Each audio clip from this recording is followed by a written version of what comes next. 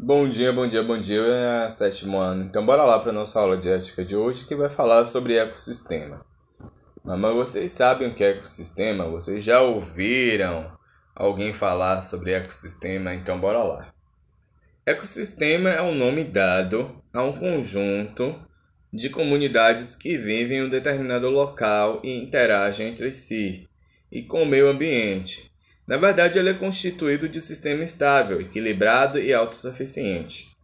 O termo ele veio ser usado pela primeira vez em 1935 pelo ecólogo Arthur George Thales. Desde então faz parte do vocabulário da comunidade científica e da nossa sociedade.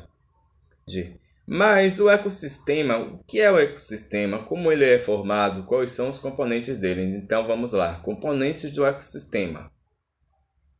O ecossistema ele é formado por dois componentes básicos, o componente biótico e abiótico.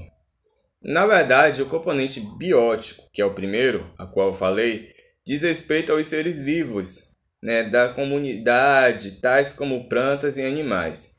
Esses seres eles desempenham diferentes papéis em um ecossistema e ocupam níveis tróficos que podem ser produtores, consumidores ou decompositores. Aí então, esse daí é o primeiro. De alguma forma, todos os seres vivos do ecossistema dependem um do outro. Sendo assim, os produtores, por exemplo, garantem a entrada de energia no sistema. Os consumidores, por sua vez, promovem o fluxo de energia e de matéria. Por fim, os decompositores garantem a ciclagem dos nutrientes. Além dos componentes bióticos, temos os componentes abióticos, que são as partes sem vida do meio ambiente, como solo, atmosfera, luz e água.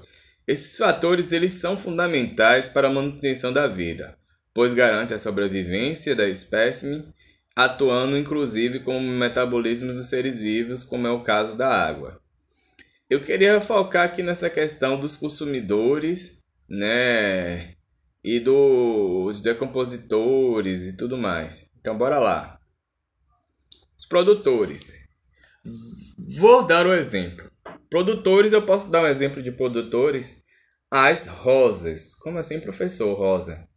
Então, as rosas, elas produzem, elas têm um pólen e esse pólen, além disso, ele pode ter mel, Mas como assim, professor? Eu vou dar um exemplo. A rosa, Então, a abelha vem e coleta o mel da rosa. A rosa, na verdade, ela é o produtor.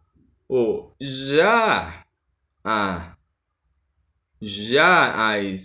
abelhas, elas são os consumidores, que elas, por sua vez, promovem o fluxo da questão do mel, elas produzem mel. E, por fim, tem os decompositores, que ciclam esses nutrientes.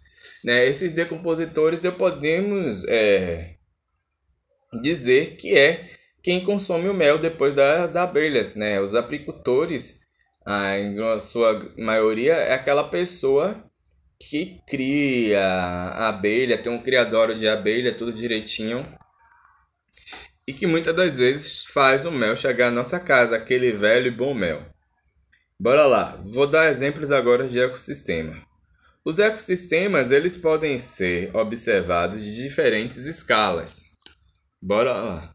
O maior ecossistema existente é a própria biosfera, que na verdade corresponde a todos os locais do globo onde existe a vida. Outro exemplo são as florestas tropicais, que se destacam por uma grande biodiversidade, igual à nossa floresta amazônica. Entretanto, os ecossistemas podem ocorrer em pequena escala, como um pequeno aquário autossuficiente que contenha plantas e peixes e algas. Vale destacar ainda que uma única planta dentro de uma floresta pode ser considerada um ecossistema, pois ela engloba ali vários organismos que interagem com fatores abióticos. É importante entender que todo o ecossistema está interligado, portanto, existe a troca de materiais e energias entre eles, independentemente do seu tamanho. Sendo assim, cada ecossistema, mesmo pequeno, é importante para garantir o equilíbrio do planeta. Eu vou dar um exemplo aqui a vocês. Uma espécime, muitas das vezes, ela controla a outra e ela, muitas das vezes, não deixa que a outra se prolifere tão grande e que não haja uma variedade de espécimes dentro dos ecossistemas. O tubarão, aquele lá do filme, o tubarão branco, tubarão 1, 2, 3, ele é um desses animais aquáticos a qual ele vai, né, ele se alimenta muito de peixes, de outros peixes, de pequenos portes, de médio. Então, ele vai ser alguém dentro da natureza, né, ele vai ser um ser vivo dentro da natureza que ele vai fazer um papel importante, porque ele vai ser um predador que vai, na verdade, né, com sua fome, saciar ao mesmo tempo a fome e ao mesmo tempo controlar essa questão de proliferação ou então de desequilíbrio de uma espécime. Já pensou que só se existisse no mar uma espécime só sardinha ou tainha ou outro só desses dois peixes? Não teríamos um grande vasto dentro do ecossistema marítimo, tá bom? Qualquer dúvida sobre a aula de hoje é só perguntar. Tchau, tchau. Forte abraço.